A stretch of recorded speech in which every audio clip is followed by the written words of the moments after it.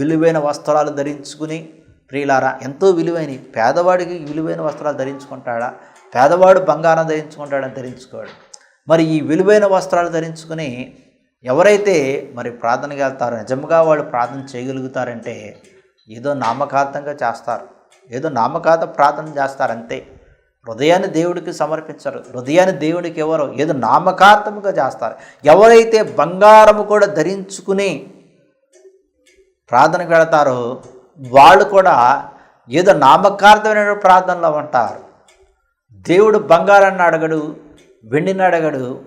బంగారం కన్నా విలువైనది మన యొక్క హృదయము, బంగారం కన్నా విలువైనది మన యొక్క మనస్సు, మరి విలువైన వస్త్రాల కన్నా విలువైనది మన యొక్క హృదయం అన్నమాట. అందుకని యేసుక్రీస్తు ఏమన్నాడు? నాకు ధనము వద్దన్నాడు, నాకు ధనము, మీ యొక్క హృదయమే నాకు కావాలన్నాడు.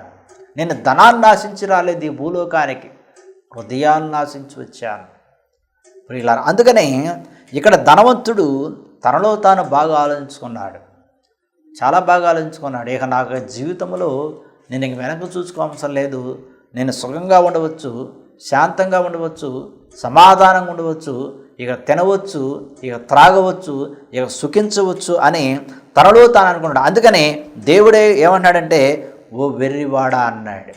చూడండి, యహలోకంలో చాలామంది ధనంగా జీవించేవారు, వ్యామోహంతో జీవించేవారు అందరూ వెర్రివారులే అవుతారు దేవుని దృష్టిలో.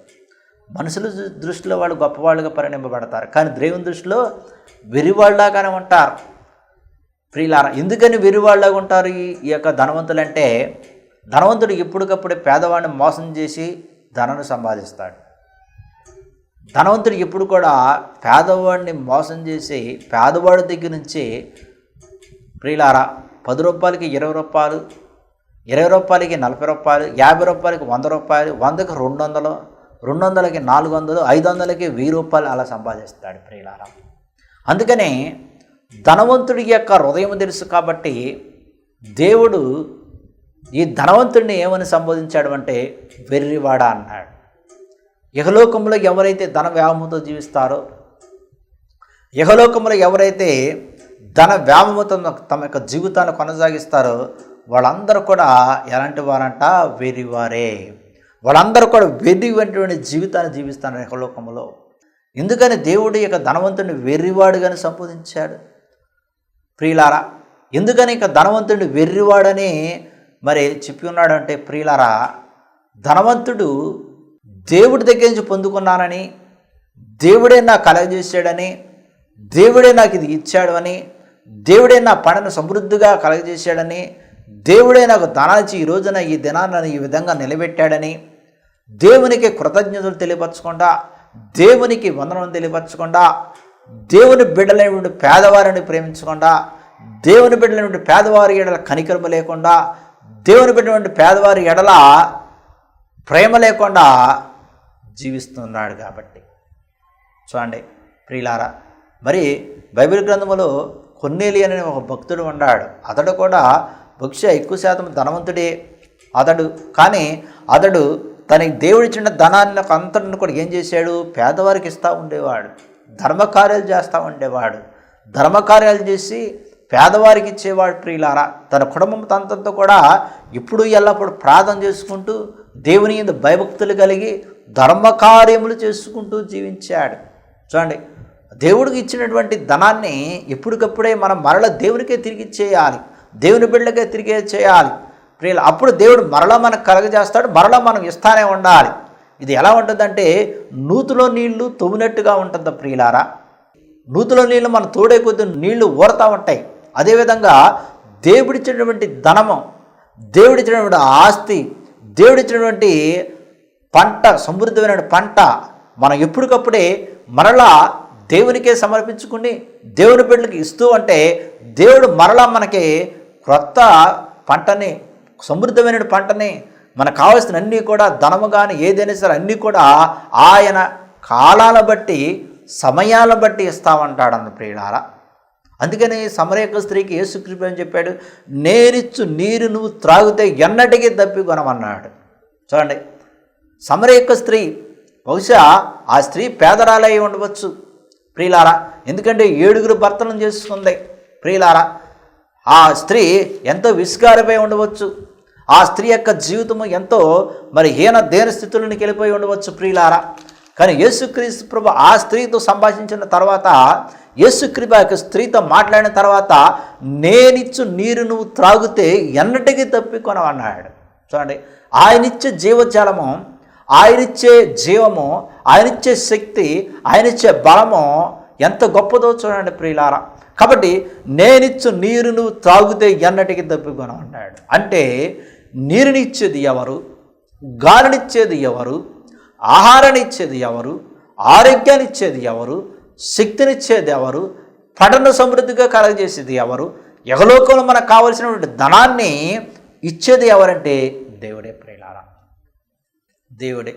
మరి బైబిల్ గ్రంథంలో అనేక మంది ధనవంతులుగా జీవించిన వారు ఉన్నారు, కానీ ధనమంతా కూడా తమదే అనుకుని జీవించిన వాళ్ళు చాలా తక్కువ మంది ప్రియులారా. అబ్రహాముకి ఎంతో ఆస్తి ఉంది. అబ్రహాముకి దేవుడు విస్తారమైనటువంటి పొలాన్ని ఇచ్చాడు, ఆవుని ఇచ్చాడు, పొట్టేళ్ళని ఇచ్చాడు, మరి సైన్యాన్ని ఇచ్చాడు, అనేక మందిని దేవుడు అనుగ్రహించాడు. కానీ అబ్రహాము ఎప్పుడు కూడా ఆ ధనం వైపు చూడలేదు. చూడండి ప్రియులారా, అబ్రహాము ఎప్పుడు కూడా ధనం వైపు చూడలేదు. మరి దేవుడు మోషేకు కూడా బహుశా అన్నీ కూడా కలగజేయచ్చు, కానీ మోషే ఎప్పుడు ఎల్లప్పుడు కూడా ఎవరి మీద ఆధారపడి జీవించాడు? దేవుని మీద ఆధారపడి జీవించాడు ప్రియులారా. దేవుడు తను ఎన్నుకున్న ప్రవక్తలకు కూడా ఏ లోటు లేకుండా అన్నీ కూడా ఆయన అనుగ్రహించే ఇచ్చాడు ప్రియులారా.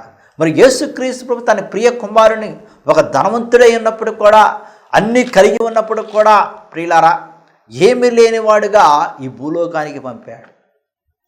ఏమీ లేనివాడుగా, ఒక పేదవాడుగా, ఒక దరిద్రమైనటువంటి జీవితాన్ని జీవించడానికి తన ప్రియ కుమారుని ఈ భూలోకానికి పంపాడు. అందుకనే మనిషి కుమారుడికి తలదాచుకోవడానికి స్థలము కూడా లేదు అన్నాడు ప్రియులారా. చరిత్రకారులు కానీ ప్రియులారా ఎవరైనా సరే యేసుక్రీస్తు ప్రభు ఈ గృహములో జీవించాడు అని ఎవరైనా చెప్పిన వాళ్ళు ఉన్నారా? యేసుక్రీస్తు ప్రభు ఈ ఇంటిలో జీవించాడు అని ఎవరైనా చెప్పిన వాళ్ళు ఉన్నారు ప్రియులారా? ఆయన సమాధి ఉంది ప్రియులారా. ఆయన ఎక్కడైతే యెరూషలేము దేవాలయంలో కానీ, లేకపోతే మరి గలిలయ సరస్సు మీద కానీ, లేకపోతే కొండ ప్రాంతాలలో కానీ ఆయన తిరిగిన ప్రాంతాలు, ప్రదేశాలు అన్నీ ఉన్నవి. కానీ యేసుక్రీస్తు ప్రభు పలానా గృహములు, ఈ గృహములోనే, ఇక్కడే ఇక్కడే మరియా యేసేపు తన యొక్క సహోదరులతో జీవించాడు, ఇక్కడే పడుకున్నాడు, ఇక్కడే ఆయన అన్నీ కూడా 33 సంవత్సరాలు ఈయన ఆ ఇంట్లో ఉండి జీవించాడని ఎవరైనా చెప్పారు ఇంతవరకు ప్రియులారా? ఎవరు కూడా చెప్పాల. యేసుక్రీస్తు ప్రభు కొండ ప్రాంతాన్ని మీదకి వెళ్ళాడు, అరణ్య ప్రాంతానికి వెళ్ళాడు, గలిలయ సముద్రం దగ్గరికి వెళ్ళాడు, పడవలో ప్రయాణం చేశాడు. చూడండి ప్రియులారా, ఇప్పుడు సమయం దొరికినా సరే యేసుక్రీస్తు తనకి శిష్యులతో ఏమని చెప్పేవాడు? పండి మనం ప్రక్క గ్రామానికి వెళ్ళి స్వార్థను బోధిద్దామనేవాడు. ప్రక్క గ్రామానికి వెళ్ళి దేవుని యొక్క రాజ్యం గురించి మనం ప్రకటిద్దామనేవాడు. ఒకనొక సందర్భంలో ఒక శిష్యులు అడిగారు, ప్రభు నువ్వు ఎక్కడికి వెళ్తే మేము అక్కడికి వస్తామన్నారు. ఆకాశ పక్షులకేమో గూళ్ళు ఉన్నవి, నక్కలకేమో బొరియలు ఉన్నవి, మనిషి కుమారుడికి తలదాచుకోవడానికి ఇంత స్థలం కాడలేదు, నువ్వు ఎలా వస్తావన్నాడు ప్రియులారా. ఒక శాస్త్రి అడిగాడు, ప్రభా నువ్వు ఎక్కడికి వెళ్తే నేను అక్కడికి వస్తానన్నప్పుడు యేసుక్రీస్తు చెప్పినటువంటి సమాధానం ఇదన్నమాట. కాబట్టి యేసుక్రీస్తు ప్రభుకి అన్నీ ఉన్నా సరే ఈ భూలోకములు ఉన్న ప్రతీది కూడా దేవునికి చెందింది ప్రియులారా. అందుకని సాతానుడు కూడా యెరూషలేము దేవాలయ శిఖరంపైకి తీసుకెళ్ళిపోయి ఏం చెప్పాడు? ఈ భూలోకములో ప్రతీది కూడా నాకు నమస్కారం చేసి సాష్టాంగపడి నమస్కారం చేస్తే అది నీకు ఇస్తాను అన్నాడు. సమస్తం అంతా కూడా కలగజేస్తానన్నాడు ప్రియులారా. కానీ యేసుక్రీస్తు ప్రభు సాతాను యొక్క మాటలకు లొంగాడా? యేసుక్రీస్తు ప్రభు సాతాను యొక్క మాటలకు లొంగి సాష్టాంగపడ్డాడా? ఏం చెప్పాడు? నీ దేవుడైన యెహోవాను నువ్వు శోధించవద్దు అన్నాడు. ఆయనకి మాత్రమే నువ్వు నమస్కరించి, ఆయన మాత్రమే నువ్వు ఆరాధించాలి, ఆయన మాత్రమే నువ్వు గణపరచాలి అన్నాడు. ఇహలోకములో ఉన్న దేనిని కూడా నువ్వు గణపరచవద్దు, ఇహలోకములో దేనిని కూడా నమస్కరించవద్దు, ఇహలోకములో దేనిని కూడా నమస్కరించి జీవించవద్దు అన్నాడు. నీ దేవుడైన యెహోవాను అంటే సృష్టికర్తను మాత్రమే, దేవుడు మాత్రమే నమస్కారం చేయాలి, ఆయనకు మాత్రమే మనము సాష్టాంగపడి నమస్కారం చేయాలి, ఆయనకు మాత్రమే మనం ప్రార్థన చేయాలి, ఆయనకు మాత్రమే మనం మొక్కాలి, ఆయన్నే మనం ఆరాధించాలి, ఆయన్నే మనం మహింపరచాలి, ఆయన్నే మనం గణపరచాలి, ఆయన్నే మనము స్తుతించాలి. ఎందుకంటే ప్రియులారా సృష్టికర్త. నిన్ను నన్ను ఈ భూలోకమును ప్రతి ఒక్క జీవిని ప్రతి ఒక్క ప్రాణిని ఆకాశాన్ని భూమిని సముద్రమును సముద్ర జలాలను సరస్సులను ప్రియులారా కొండల్ని గుట్టల్ని అన్నిటిని కూడా ఆయన సృష్టించాడు. ఆయన లేకుండా ఈ భూలోకంలో ఏది కూడా లేదు. మనుషుల నుండి మానవ నుండి మనము నిమిత్త మాత్రం అన్నమాట. మనమందరం కూడా నిమిత్త మాత్రం. మనమందరం కూడా యాత్రికులం అంటారు. వీఆర్ పిలిగ్రిమ్స్ అంటారు దీన్ని. మనమందరం యాత్రికులు ఇహ భూలోకంలో. అందుకనే మొదటవాడు ఆయనే, కడపటవాడు ఆయనే, ఆదియు ఆయనే, ఆల్పాయు ఆయనే, ఒమేగాయు కూడా ఆయనే ప్రియులారా. అందుకని నేను మొదటవాడిని నేనే, కడపడవాడిని నేనాడు, ఆదియు నేనే, అంతము నేనే అన్నాడు ప్రియులారా. మరి మనం ఎవరు? మానవులు, మనుషులు. ఈ భూలోకంలో మనం అందరము కూడా మధ్యవారం అన్నమాట. ఇహలోకములో ఏ పీరియడ్ ఆఫ్ టైం అంటారు దీన్ని. ఏ పీరియడ్ ఆఫ్ టైం అంటే మనం పుట్టినప్పటి నుంచి మరణించే వారికి అది ఒక పీరియడ్ ఆఫ్ టైం. ఆ పీరియడ్ ఆఫ్ టైంలోనే మనం జీవిస్తాం. ఇది దేవుడు నిర్ణయించిన పీరియడ్ ఆఫ్ టైం. అది ఎవరు కూడా దాన్ని తప్పించుకోలేరు. మన పుట్టిన తారీఖు నుంచి, పుట్టిన నెల నుంచి, పుట్టిన సంవత్సరం నుంచి, మరణించే తారీఖు, మరణించే నెల, మరణించే సంవత్సరం వరకే మన యొక్క జీవిత కాలము, జీవిత పరిధి అన్నమాట. దాన్ని ఏమంటే పీరియడ్ ఆఫ్ టైం అంటారు దాని ప్రియులారా. అందుకని ఆ పీరియడ్ ఆఫ్ టైం అంటే ఆ కాల వ్యవధిలోని భూలోకంలో మనం జీవిస్తాం. చూడండి, మనం ఇప్పటికీ మనకి కొంత వయసు వచ్చేసింది. మన పుట్టినప్పటి నుంచి ఇప్పుడు వరకు మనం జీవించాం. ఒక్కసారి మనం వెనక్కి చూసుకున్నట్లయితే నిజముగా ఇన్ని సంవత్సరాలు మన జీవితాలు ఏ విధంగా కొనసాగించబడినవి.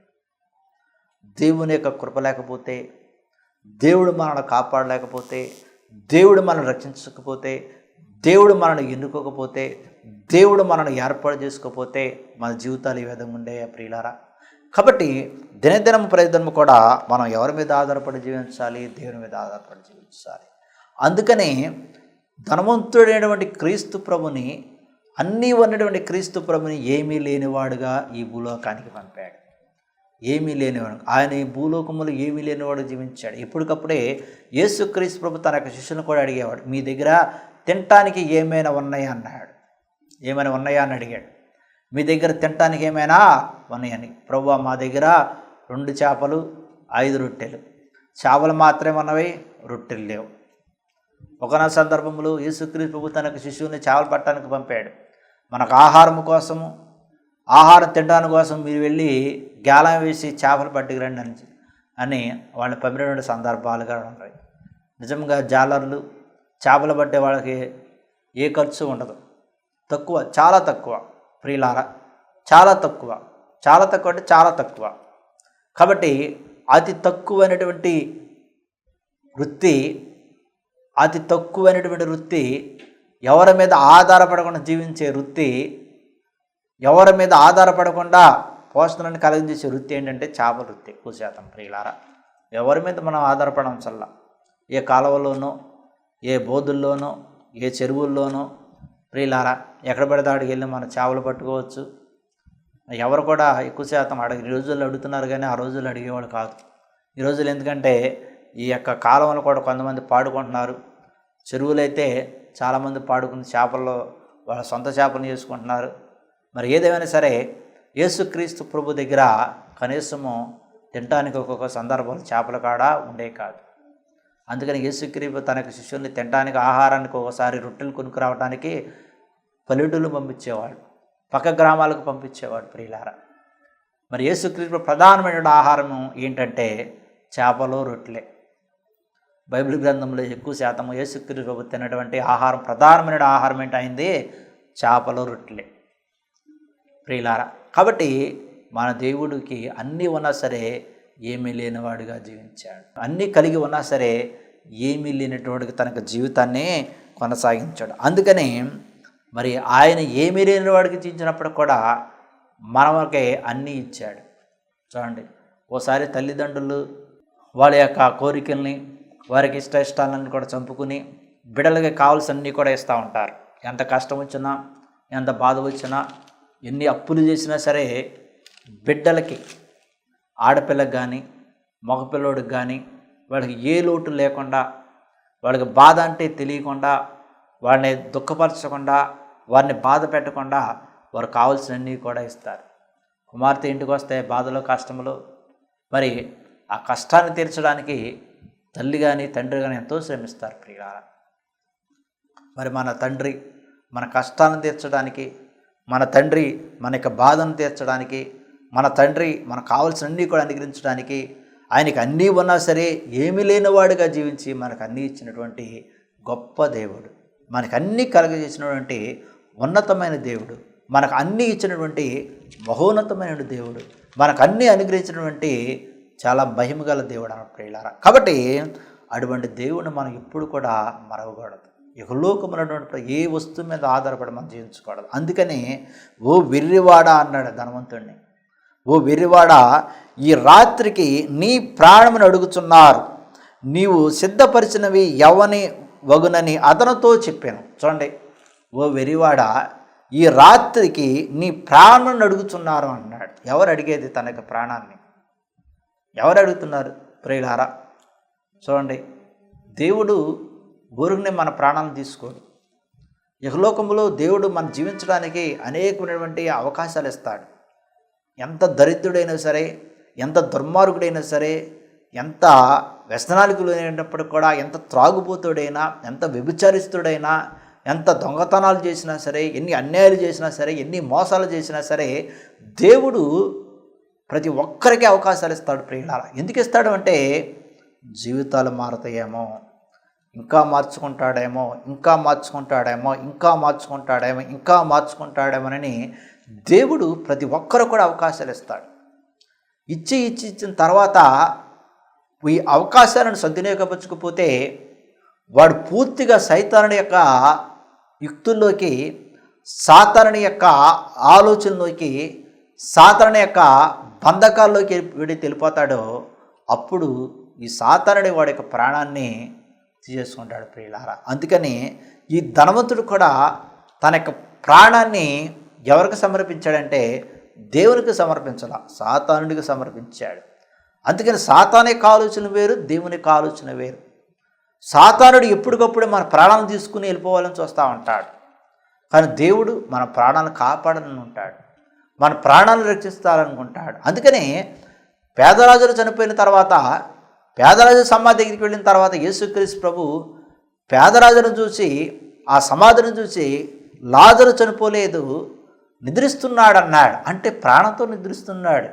చూడండి, ఆయన ప్రాణాలను కాపాడే దేవుడు కాబట్టి, ప్రాణాలను రక్షించే దేవుడు కాబట్టి, జీవాన్నిచ్చే దేవుడు కాబట్టి, శక్తినిచ్చే దేవుడు కాబట్టి లాజరు చనిపోలేదు, ప్రాణముతో నిద్రిస్తున్నాడు. ప్రాణం ఉంటే కదా నిద్రించేది, ప్రాణం ఉంటే కదా పడుకునేది, ప్రాణం ఉంటే కదా మనం ఊపిరి పీల్చుకునేది, ప్రాణం ఉంటే కదా మనం లేచేది, ప్రాణం ఉంటే కదా మనము లేచి బయటకు వచ్చేది ప్రియులారా. అందుకని యేసుక్రీస్తు ప్రభు లాజరు సమాధి దగ్గరికి వెళ్ళి లాజరు ప్రాణముతోనే ఉన్నాడు అని అక్కడ ఉండే జనసమూహం అందరూ కూడా చెప్పి ఉన్నాడు. మరి ప్రాణాలు తీసేది ఎవరంటే సాతానుడు. సాతానుడు మన యొక్క ప్రాణాలను తీస్తాడు. అందుకని ఇక్కడ యేసుక్రీస్తు ప్రభు ఏమన్నాడంటే, నీవు సిద్ధపరిచినవన్నీ ఎవని యొగునని అతనితో చెప్పెను, ఈ రాత్రికే నీ ప్రాణము నడుగుచున్నారు. అంటే దేవునికి తెలిసిపోదు ప్రియులారా, మన ప్రాణం ఎవరి చేతుల్లో ఉంది, మన ఎవరి చేతుల్లోకి మన యొక్క జీవితాలు వెళుతున్నవి. సాతానుడి చేతుల్లోకి వెళ్ళిపోతున్నాయా, దేవుని చేతుల్లోకి వెళ్ళిపోతున్నాయా? సాతానుడి యొక్క చేతుల్లోకి వెళ్తే మన యొక్క జీవితాలు చిన్నాభిన్నం అయిపోతాయి. మన యొక్క జీవితాలు దేవుని యొక్క చేతుల్లోకి వెళ్తే నిదానంగా దేవుడు మనల్ని ఆశీర్వదిస్తూ ఉంటాడు, భద్రపరుస్తూ ఉంటాడు, కాపాడుతూ ఉంటాడు, రక్షిస్తూ ఉంటాడు, మనకు కావలసినన్నీ కూడా అనుగ్రహిస్తూ ఉంటాడు. సాతానుడు ఒకసారి కలిగించినట్టు కలిగించి ఉన్నవన్నీ కూడా తీసేసుకుని మన ప్రాణాన్ని కూడా తీసుకోవటానికి చాలా వేగంగా ఉంటాడు. అందుకని యాకోబు పత్రికలో ఈ విధంగా రాయబడి ఉంది, సాతానుడు మన యొక్క భుజాల మీద ఉండి వేగిరపడుతూ ఎప్పుడు మిమ్మల్ని మృంగుదామా ఒక సింహం వల్ల చూస్తున్నాడని అక్కడ వాక్యం స్పష్టంగా రాయబడి ఉంది ప్రియులారా. అందుకని యేసుక్రీస్తు కూడా బైబిల్ గ్రంథంలో ఏమని చెప్పినాడంటే, మీరు ఎప్పుడు ఎల్లప్పుడూ జాగరూకులకి ప్రార్థన చేయమన్నాడు, ఎల్లప్పుడూ ప్రార్థన చేయమన్నాడు, సదా ప్రార్థన చేయమన్నాడు. తనకి శిష్యులు కూడా యేసుక్రీస్తు చెప్పాడు, మీరు సాతాను యొక్క శోధనలో పడకుండా ఉండటానికి మీరు మెలకుగా ఉండి ప్రార్థన చేయండి అన్నాడు. చూడండి, అంటే దేవునికి తెలుసు మన యొక్క జీవితాలు ఎవరి యొక్క చేతుల్లో పెట్టే మనం జీవిస్తున్నామని ప్రియులారా. అందుకని దేవుడు తన యొక్క వాక్కు ద్వారా ఏం చెప్పాడంటే, ఆకాశం నుండి ఒక దురాత్మ ఈ భూలోకానికి వచ్చేసింది. అది దేవుని ఆత్మ, సాతాను యొక్క ఆత్మ, దురాత్మ. మీరు వెరిగి జీవించండి అన్నాడు. ఈరోజు ఈ కాలంలో చాలామంది యొక్క జీవితాల్లో సాతాను యొక్క ఆత్మ నడిపిస్తుంది.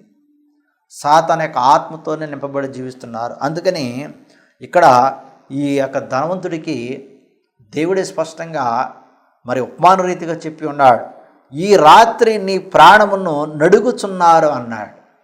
చూడండి, ఈ ప్రాణాన్ని నడుగుచున్నారు. కానీ దేవుడు మన ప్రాణాన్ని ఎప్పుడు కూడా అడగడు. కాపాడే దేవుడు, రక్షించే దేవుడు. కాబట్టి ప్రియులారా, ఆయన ఏమన్నాడు, నా యందు శ్వాస ఉంచి మరణించిన వాడు ఎన్నటికీ మరణించి నిరంతరం జీవించదురా అన్నాడు. మరి పేదరాజులు చనిపోయిన తర్వాత పరలోక రాజ్యములో ప్రాణంతో ఉన్నాడు, సుఖిస్తున్నాడు. లాజరు ఇక్కడ సుఖిస్తున్నాడని స్పష్టంగా మరి దేవుడే తన యొక్క వాక్కు ద్వారా ధనవంతుడు చెప్పాడు. ఓ ధనవంతుడు, ఒకసారి జ్ఞాపకించుకో, నువ్వు భూలోకంలో ఉన్నప్పుడు ఏ విధంగా సుఖించావో, నువ్వు భూలోకం నుండి ఏ విధంగా సుఖించి సుఖాన్ని అనుభవించి తిన్నావో, త్రాగావో, ఓదారంగు వస్త్రాలు ధరించుకుని ఒక ధన వ్యామోహంతో జీవించావు అని ఒక్కసారి జ్ఞాపకం చేసుకోమంటున్నాడు. అదే లోకాసు వార్త 16:19 చదువుకున్నట్లయితే, ధనవంతుడు ఒకడు ఉండెను, అతడు ఓదారంగు బట్టలను సన్నపు నార వస్త్రములు ధరించుకుని ప్రతిదినము బహుగా సుఖపడుచున్నాడు. చూడండి, ఒక ధనవంతుడు ఉన్నాడు, వాడు ఓదారంగు బట్టలను సన్నపు నార వస్త్రాలను ధరించుకుని ప్రతిదినము బహుగా సుఖపడుచున్నాడు. ఈ రోజుల్లో ఎక్కువ మంది బాగా ఇష్టపడేది ఏంటంటే తెలుసా, వస్త్రాలు. చూడండి ప్రియులారా, ఇహలోకపరమైన వస్త్రాలను ధరించుకోవచ్చు, కానీ అధికమైన వస్త్రాలను కొనుక్కుని, విలువైన వస్త్రాలు కొనుక్కొని, ఎక్కువగా ఖరీదైన వస్త్రాలను ధరించుకుని జీవిస్తే మనం ధనవంతుల లెక్కల్లోకే వెళతాం. ధనవంతుల యొక్క జీవితాల్లోనికే మనం వెళతాం. చాలా బాగా గుర్తుంచుకోవాలి ప్రియులారా. యేసుక్రీస్తు ప్రభు తన శిష్యులకు చెప్పింది ఏంటి, 2 అంగీలను, కాళ్ళకే చెప్పులను, ఒక కర్ర పట్టుకుని వెళ్ళమన్నాడు. ఏమి ధరించుకుందామో, ఏమి తినదమో, ఏమి త్రాగేదమో, ఏమి భుజించేదమో మీరు దేనిని గురించి చింతించొద్దు అన్నాడు. కానీ ఈరోజు ఎక్కువ మంది చింతించేది ఏమిటి? ఈరోజు ఎక్కువ మంది దేని గురించి ఆలోచిస్తున్నారు? వస్త్రాల గురించి ఆలోచిస్తున్నారు ప్రియులారా. ఈరోజు నా ఇంట్లో బీరువాలు బోలెడు వస్త్రాలు ఉంటున్నాయి. చాలా వస్త్రాలు ఉన్నాయి ఈ రోజుల్లో. చాలామందికి చాలా వస్త్రాలు ఉన్నాయి ప్రియులారా. వస్త్రాలను ప్రేమించేవాడు కూడా దేవుని సరిగ్గా ప్రేమించలేడు. మంచి మంచి విలువైన వస్త్రాలను ధరించేవాడు కూడా ఏదో బయటికి వేరే వాళ్ళకు చూపించాలి, వేరే వాళ్ళకు చూపించి జీవించాలి, నేను ఇంత విలువైన వస్త్రాలు ధరించుకున్నానని ఆలోచించేవాడు కూడా మరి ప్రియులారా తమ యొక్క జీవితాలను సరిగ్గా దేవునికి సమర్పించి జీవించలేరు. ఇక్కడ ధనవంతుడు ఓదారంగ వస్త్రాలు, విలువైన వస్త్రాలు ధరించుకుని ప్రతిదినం కూడా బహుగా సుఖపడుచున్నాడు. ఈ రోజున విలువైన వస్త్రాలు ధరించుకుని, ఖరీదైన వస్త్రాలు ధరించుకుని సుఖపడేవాళ్ళు ఎంతమంది లేరు? సుఖపడాలి, సుఖంగా జీవించాలి, సుఖంగా సంపాదించాలి, మాయ మాటలు చెప్పి సంపాదించాలి అనేటువంటి ఆలోచనలో ఈ రోజుల్లో ఎంతమంది లేరు ప్రియులారా?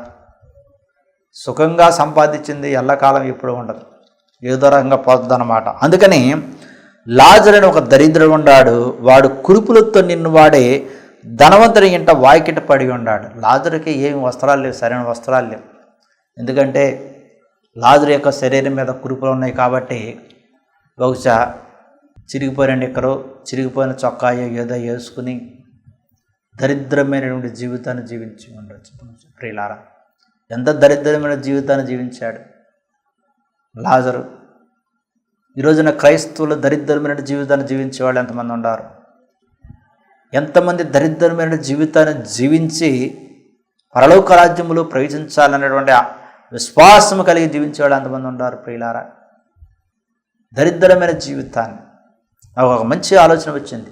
ఏంటంటే యేసుక్రీస్తు బైబిల్ గ్రంథంలో పరలోక రాజ్యం గురించి చాలా చెప్పాడు. మరి ఈ భూలోకములో ఇంతవరకే పరిశుద్ధులు కానీ, నీతిమంతులు కానీ, చెడ్డవారు కానీ, దుర్మార్గులు కానీ, దుష్టులు కానీ, ధనవంతులు కానీ, పేదవాళ్ళు కానీ అనేక మంది చనిపోయారు. ఈ భూప్రపంచంలో కోట్లాది కోట్ల మంది చనిపోయారు. ఎవరైనా సరే చనిపోయిన వారు పరలోకము ఎలా ఉంటుంది, నరకం ఎలా ఉంటుంది అని చెప్పినటువంటి వారు ఎవరైనా ఉన్నారంటే ఈ భూలోకంలో ఇప్పటివరకు ఎవరు లేరు. యేసుక్రీస్తు బైబిల్ గ్రంథం ద్వారా చెప్పినటువంటి విషయాలే కానీ, యేసుక్రీస్తు బైబిల్ గ్రంథం ద్వారా బోధించిన బోధనలే కానీ, చనిపోయిన వారు లెగిచి లేకపోతే చనిపోయిన వారు ఒక దర్శనాల ద్వారాగానో లేదా వేరే విధంగానో చెప్పినట్టు వారు ఎవరైనా ఉన్నారంటే ఎవరు కూడా లేరు.